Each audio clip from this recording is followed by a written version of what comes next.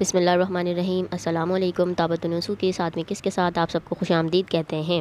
پچھلی قسط میں آپ نے سنا نسو اپنے سب سے چھوٹے بیٹے کو بالا خانے اس کی تعلیم و تربیت کے سلسلے میں اپنے پاس بلاتا ہے۔ یہ خبر سن کر بیٹا بڑا حیران اور پریشان باپ کے پاس پہنچتا ہے۔ باپ کا مقصد ہوتا ہے کہ وہ اپنے بیٹے کی سرگرمیوں پر نظر رکھ سکے اور دیکھے کہ اس کے شب و روز کس طرح کے گزر رہے ہیں۔ تاہم یہ جان کر اسے بڑی خوشی ہوتی ہے کہ میرا بیٹا فضول کھیلوں میں اپنا وقت برباد نہیں کرتا ہے بلکہ پڑھائی سے اس کو کافی دلچسپی ہے۔ لیکن اب وہ پڑھنے لکھنے میں پریشان کیوں ہو رہا ہے اور کہیں آتا جاتا کیوں نہیں ہے، ان سب کے متعلق کافی فکر مند ہے۔ بیٹے سے بات چیت کرتا ہے تو اسے کافی معلومات ملتی ہے اس معاملے میں۔ مزید ان کے درمیان کیا گفتگو ہوتی ہے یہ سنتے ہیں۔ پھر آدم بھی بنایا تو ایسے خاندان کا جو عزت دار اور خوشحال ہے۔ ہو سکتا تھا کہ تم مزدور یا لکڑہارے کے گھر میں پیدا ہوتے اور ایسی ہی چھوٹی سی عمر میں تم کو پیٹ پورا کرنے کے واسطے محنت کرنی پڑتی، اور پھر بھی سوائے چنے کے اور کچھ نہ پاتے، اور وہ بھی پیٹ بھر کر نہیں۔ ایک لنگوٹی تم باندھتے پھرتے، نہ پاؤں میں جوتی، نہ سر پہ ٹوپی، نہ گلے میں انگرکھا، جہاں جاتے در در، جس کے پاس کھڑے ہوتے پھٹ پھٹ۔ پھر صورت تم کو ایسی پاکیزہ دی کہ جو دیکھے پیار کرے۔ کیا تم کو کالا بھٹ، کانڑا، لنگڑا، کوٹری بنا دینا اس کو مشکل تھا؟ جس خدا کے تم پر اتنے سلوک اور اتنے احسان ہیں، ستم ہے کہ دن میں ایک دفعہ بھی اس کے آگے سر نہ جھکاؤ، غضب ہے کہ ایک لمحہ بھی اس کو یاد نہ کرو۔ تب حضرت بی نے مجھ کو نماز سکھائی، اس کے معنی سمجھائے، اور اسی طرح انہوں نے مجھ کو ہزارہ نصیحتیں کی کہ بر زبان یاد نہیں رہی، مگر افسوس ہے کہ کئی مہینے سے ان کے گھر جانا میرا چھوٹ گیا ہے۔ یہ کہہ کر سلیم کی آنکھوں میں آنسو بھر آئے۔ باپ، کیوں تم نے کس لیے ان کے یہاں جانا ترک کیا؟ کیا ان کے نواسوں سے لڑائی ہو گئی؟ بیٹا جناب، ان کے نواسے مجھ کو بھائیوں سے کہیں زیادہ عزیز ہیں، اگر میں ان سے لڑتا تو دنیا میں مجھ سے زیادہ نالائق کوئی نہ تھا۔ باپ، پھر کیا بیوی حضرت تم سے ناخوش ہو گئی؟ بیٹا استغفر اللہ، وہ تو خود اس درجے کی نیک ہے کہ غصہ ان کو چھو کر نہیں گیا۔ باپ، تو کیا تم آپ سے بیٹھ گئے؟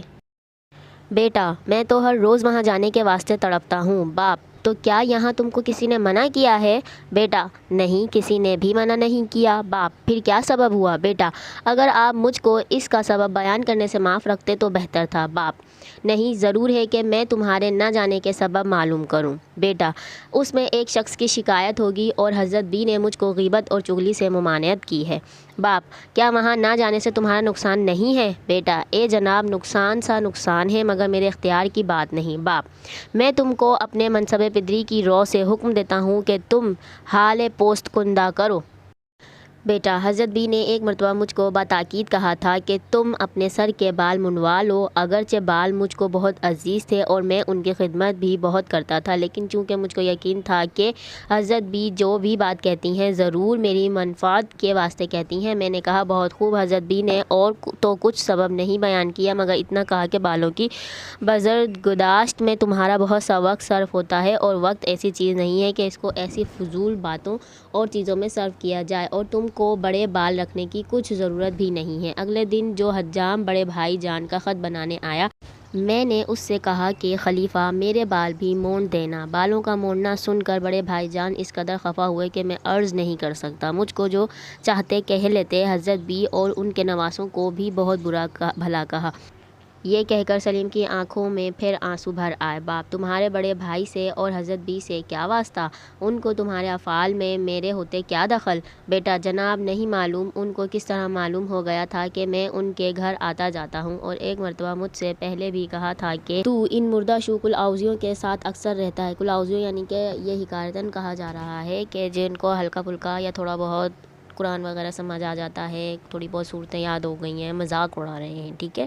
کیا تو بھی مولانا اور مسجد کا ٹکر گدا بنے گا؟ اس دن بالوں پر کہنے لگے کہ دیکھا، آخرکار ان نابکاروں کی صحبت کا یہ اثر ہوا کہ آپ اچھے خاصے سر کو چھلا ہوا کسیرو بنانے چلے ہیں کہ دیکھتے ہی ہتھیلی کھجلائے، چانٹا مارنے کو جی چاہے۔ ایسے اکیلے سر مڑانے سے کیا ہوتا ہے؟ گھٹنوں تک کرتا پہن، ٹخنوں تک پاجامہ بنا، پنچایتوں کے واسطے دو چار صورتیں یاد کر اور جو چاہے کر، مگر فقط انگلی کو خون لگا کر شہیدوں میں داخل اور نرا سر منڈا کر بریانی کی دعوتوں میں شامل ہونا چاہو تو بچہ ہاتھ دھو رکھو، گھسنا تو ملنے کا ہی نہیں۔ باپ، تم نے کچھ جواب نہیں دیا۔ بیٹا جناب، اول تو بڑے بھائی کو جواب دینا خلاف شیوہ ادب تھا، اور اگر دیتا بھی تو مجھ کو جیتا نہ چھوڑتے۔ جب تک میں سامنے سے ٹل نہیں گیا انہوں نے زبان بند نہیں کی۔ اور ناحق حضرت بھی اور ان کے نواسوں کی شان میں بری بری باتیں کہیں۔ غرض ڈر کے مارے پھر میں نے بال منڈوانے کا نام نہیں لیا، اور تبھی سے مجھ کو ایک حجاب سا پیدا ہوا کہ کئی بار مجھ سے کہہ چکی ہیں اپنے دل میں کیا کہتی ہوں گی کہ کیسا خودسر لڑکا ہے، لیکن پھر انہوں نے مجھ سے کوئی تذکرہ نہیں کیا۔ معلوم نہیں بھول گئیں یا کہنے سے کچھ فائدہ نہ دیکھ کر چپ ہو رہیں۔ ابھی تک میں نے جانا نہیں چھوڑا، اگرچہ میرا جانا داخل بے غیرتی تھا۔ جب انہوں نے مجھ کو نماز سکھائی اور نماز کی تاکید کی تو میں نے ایک دن گھر میں نماز پڑھنی چاہیے۔ بڑے بھائی جان اور ان کے یار دوست برابر ہنسائے جاتے تھے اور میں نہیں ہنستا تھا تو جائے نماز الٹ الٹ دیتے، سجدے میں جاتا تو اوپر بیٹھ جاتے۔ ایسی حالت میں ممکن نہ تھا کہ میں نماز پڑھ سکوں، اور حضرت بھی سچ بولنے کا مجھ سے عہد لے ہی چکی تھیں۔ میں نے سوچا کہ جاؤں گا تو نماز کو پوچھیں گی تو کیا کہوں گا، بالوں کی شرمندگی اور نماز کی ندامت۔ غرض اعمال کی شامت کہ میں نے جانا چھوڑ دیا۔ اب وہاں گئے مجھ کو 3.5 مہینے ہو گئے۔ میری اس نااہلی کو دیکھیے کہ تب ہی سے وہ میرے ہم جماعت بیمار پڑے ہیں، میں ان کی عیادت کو بھی نہیں جا سکا۔ باپ: لیکن تم نے اپنی مجبوری کا حال مجھ پر کیوں ظاہر نہیں کیا؟ بیٹا: اس خوف سے کہ غیبت ہوگی۔ باپ: تم نے اپنے بڑے بھائی کے روبرو کہا ہوتا۔ بیٹا: اتنی مجال نہ مجھ میں کبھی تھی نہ اب ہے، کیونکہ میں جانتا ہوں کہ میں ہر وقت آپ کے پاس رہنے سے رہا۔ جب اکیلا پائیں گے مجھ کو ٹھیک بنائیں گے۔ باپ: تم کو خوف ہی خوف تھا یا تم کو بڑے بھائی نے کبھی مارا بھی تھا؟ بیٹا: اس کی گنتی نہ میں بتا سکتا ہوں اور نہ بڑے بھائی جان بتا سکتے ہیں۔ باپ: کس بات پر؟ بیٹا: میں تو ہمیشہ ان کے مارنے کو ناحق، بے سبب، بے خطا، بے قصور ہی سمجھا۔ باپ: تم نے اپنی ماں سے بھی کبھی تذکرہ نہ کیا؟ بیٹا: جو وجہ آپ کی خدمت میں عرض کرنے کو مانے تھی وہی والدہ سے بھی کہنے کو روکتی تھی۔ دوسرے: میں یہ دیکھتا تھا کہ گھر میں نماز روزے کا مطلق چرچا نہیں، یہ بھی خیال ہوتا تھا کہ ایسا نہ ہو کہوں اور جس طرح بڑے بھائی جان ناخوش ہوتے ہیں اور لوگ بھی نارضامند ہوں۔ باپ: تو یہ چند مہینے تمہارے نہایت ہی بری طرح گزرے؟ بیٹا: کچھ عرض نہیں کر سکتا۔ ایک حضرت بھی کی خدمت سے محروم رہنے کا صدمہ، دوسرے مجبوری کا رنج۔ میں نے لوگوں سے سنا تھا کہ سگ باش برادر خورد مباش، یعنی کہ کتا بن مگر چھوٹا بھائی مت بن۔ سو مجھ کو ہر روز اس کی تصدیق ہوتی ہے، اور سب سے بڑھ کر تو اس بات کا کلک ہے کہ میں اپنے گھر میں سب چھوٹے بڑوں کی عادتوں کو ناپسند کرتا ہوں، اور اپنے جی میں سوچا کرتا ہوں کہ جس گھر میں رہتا ہوں اس سے مجھ کو وحشت ہوتی ہے تو میں کہاں جاؤں گا اور کیا کروں گا؟ باپ: لیکن اب تم کو حضرت بھی کے گھر جانا ہے؟ بیٹا: سبحان اللہ، اس سے بڑھ کر کوئی خوشی کی بات نہیں، لیکن جب تک میں سر کے بال نہ منڈوا لوں اور نماز نہ پڑھوں میں ان کو منہ نہیں دکھا سکتا۔ باپ: اور اگر یہ بھی ہو؟ بیٹا: تو پھر یہ بھی ہو کہ ہمارے گھر بھر کی عادتیں وہی کی وہی ہو جائیں۔ باپ: بھلا اگر یہ دونوں ہوں؟ بیٹا: تو پھر مجھ کو اور کچھ درکار نہیں۔ باپ: اس میں کچھ شک نہیں کہ ہمارے گھر تمام پر ایک بربادی اور تباہی چھا رہی ہے، اور سارا خاندان گناہ اور بے دینی کی آفت میں مبتلا ہے۔ آوے کا آوا خراب، کنبے کا کنبہ گمراہ۔ تعجب ہے کہ اب تک کوئی عذاب الہی ہم پر نازل نہیں ہوا۔ حیرت کہ قہر خدا ہم پر کیوں نہ ٹوٹ پڑا، اور خدا کا الزام اور تم سب کا اوہلانا تمام تر مجھ پر ہے۔ اوہلانا کا مطلب ہے یکوستہ ہو جانا۔ میں تم لوگوں کے جسموں کی پرداخت و پرورش کرتا رہا، لیکن تمہاری روحوں کو میں نے ہلاک کیا اور تمہاری جانوں کو میں نے تلف کیا۔ کتنے خون میری گردن پر ہیں اور کتنے وبال میرے سر پر۔ حیرتم کہ سر انجام من چے خواہد بود، یعنی کہ حیرتم مجھے حیرت ہے کہ کیا سر انجام من میرا انجام چے کیا خواہد بود ہوگا۔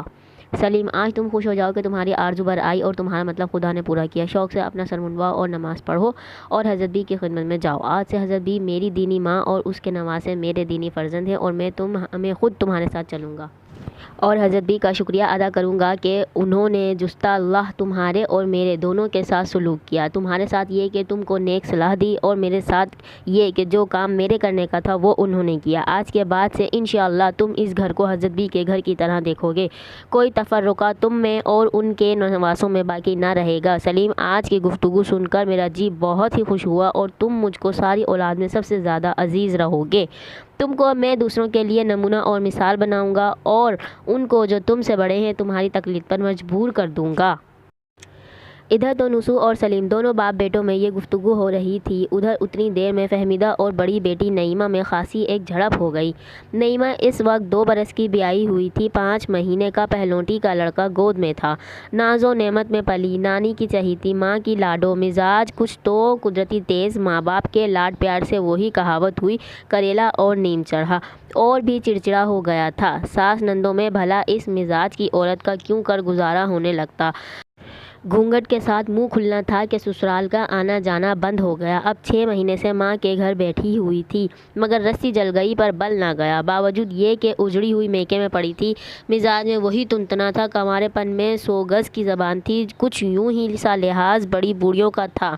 سو بیاہے سے ان کو بھی دھتکار بتائی، بیٹا جنے پیچھے تو اور بھی کھل کھیلی، مردوں تک کا لحاظ اٹھا دیا۔ فہمیدہ نے میاں کے روبرو بیٹیوں کا بیڑا اٹھانے کو تو اٹھا لیا تھا، لیکن نعیمہ کے تصور سے بدن پر رونگٹے کھڑے ہو جاتے تھے۔ اور جی ہی جی میں کہتی کہ ذرا بھی میں اس بھیڑوں کے چھتے کو چھیڑوں گی تو میرا سر مونڈ کر بھی بس نہیں کرے گی۔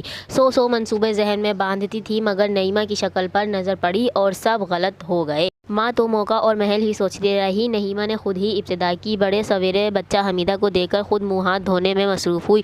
جب حمیدہ نے دیکھا کہ نماز کا وقت نکلا جاتا ہے، بچے کو بٹھا کر نماز پڑھنے لگی۔ بچہ کسی عقل کھری ماں کا تھا، بٹھانا تھا کہ بلبلا اٹھا، آواز سن کر دوڑی آئی، دیکھا کہ بچہ اکیلا پڑا رو رہا ہے اور حمیدہ کھڑی نماز پڑھ رہی ہے۔ دور سے دوڑ کر پیچھے سے حمیدہ کی ایسی 2 ہتھڑ ماری کہ حمیدہ رکوع سے پہلے سجدے میں جا گری۔ اس وقت فہمیدہ کسی ضرورت سے دوسرے خطے میں گئی تھی، پھر کر آئی تو دیکھا کہ حمیدہ چبوترے پر پانی کا لوٹا لیے ہوئے سر جھکائے بیٹھی ہے اور ناک سے خون کی تللی جاری ہے۔ گھبرا کر پوچھا کہ ابھی تو میں تم کو نماز پڑھتی چھوڑ گئی تھی، اتنی ہی دیر میں یہ کیا ہوا؟ دیکھوں کہیں نکسیر تو نہیں پھوٹی؟ حمیدہ بیچاری نے ابھی کچھ جواب بھی نہیں دیا تھا کہ نعیمہ خود بول پڑی کہ اے بھی ہوا کیا؟ ذرا کی ذرا لڑکے کو دے کر منہ دھونے چلی گئی۔ اس نکمی سے اتنا نہ ہو سکا کہ ذرا لڑکے کو لے رہے، آخر میں کہیں کنویں میں گرنے تو نہیں چلی گئی تھی؟ لڑکے کو بلکتا ہوا لٹا کر نیت باندھ نماز پڑھنے کو کھڑی ہو گئی۔ میں جو آئی تو ذرا ہولے سے کندھے پر ہاتھ رکھا تھا کہ آپ دھڑام سے گر پڑیں، کہیں تخت کی کیل لگ لگا گئی ہوگی۔ ماں: اچھا تم نے ہولے سے ہاتھ رکھا تھا کہ نگوری لڑکی کا فسد کے برابر خون نکلا؟ کیسے دنیا میں لہو سفید ہو گئے ہیں؟ نعیمہ: لہو سفید نہ ہو گئے ہوتے تو کیا یوں بھانجے کو روتا ہوا چھوڑ کر دے دیتی؟ ماں: لیکن اس نے بے سبب نہیں چھوڑا، اس کی نماز چلی جا رہی تھی۔ نعیمہ: بلا سے صدقے سے نماز کو جانے دیا ہوتا، نماز پیاری تھی یا بھانجا؟ ماں: لڑکی ڈر خدا کے غضب سے کیا کفر بک رہی ہے، اس حالت کو پہنچ چلی ہے اور پھر بھی درست نہ ہوئی؟ نعیمہ: خدا نہ کرے میری کون سی حالت تم نے بری دیکھی؟ ماں: اس سے بدتر اور کیا حالت ہوگی کہ 3 برس بیاہ کو ہوئے اور ڈھنگ سے ایک دن اپنے گھر میں رہنا نصیب نہ ہوا۔ نعیمہ: وہ جنم جلا گھر ہی ایسا دیکھ کر دیا ہو تو کوئی کیا کرے؟ ماں: ہاں بیٹی سچ ہے، میں تو تیری ایسی ہی دشمن تھی۔ مائیں بیٹیوں کا اسی واسطے بیاہ کرتی ہوں گی کہ بیٹیاں اجڑی ہوئی ان کے گھٹنے لگی بیٹھی رہیں۔ نعیمہ: کیا جانے، ہم کو تو آنکھیں میچ کر کنویں میں دھکیل دیا تھا، سو پڑے ڈبکیاں کھا رہے ہیں۔ ماں: خیر بیٹی، اللہ رکھے، تمہارے آگے بھی اولاد ہے، اب تم سمجھ بوجھ کر ان کی شادی بیاہ کرنا۔ نعیمہ: کریں ہی گے، نہ کریں گے تو کیا تمہارے بھروسے بیٹھے رہیں گے؟ ماں: میں کیا کہتی ہوں کہ میرے بھروسے بیٹھی رہنا، بڑا بھروسہ خدا کا۔ نعیمہ: کیسا خدا؟ بھروسہ اپنے دم قدم کا۔ ماں: یہ دوسری دفعہ ہے کہ خدا کی شان میں بے ادبی کر چکی ہو، اب کہ تو نے اس طرح کی بات منہ سے نکالی اور بے تامل تڑ سے تماچا تیرے منہ پر کھینچ ماروں گی۔ نعیمہ: سچ کہا، بڑی بیچاری مارنے والی، مارو چہیتی کو، مارو اپنی لاڈو کو۔ ماں: کیسی چہیتی، کیسی لاڈو؟ قربان کی تھی وہ اولاد جو خدا کو نہ مانے۔ نعیمہ: یہ کب سے؟ ماں: جب سے خدا نے ہدایت دی۔ نعیمہ: چلو خیر، جب ہم بھی تمہاری عمر کو پہنچیں گے تو بتھیرا خدا کا ادب کر لیں گے۔ ماں: آپ کو خیر سے غیب دانی میں دخل ہے کہ بارے میری عمر تک پہنچنے کا یقین ہے؟ نعیمہ: اب تم میرے مرنے کی فال نکالو۔ ماں: نہ کوئی کسی کی فال سے مرتا اور نہ کوئی کسی کی فال سے جیتا۔ اگلی قسط کا انتظار کیجیے۔ اللہ حافظ۔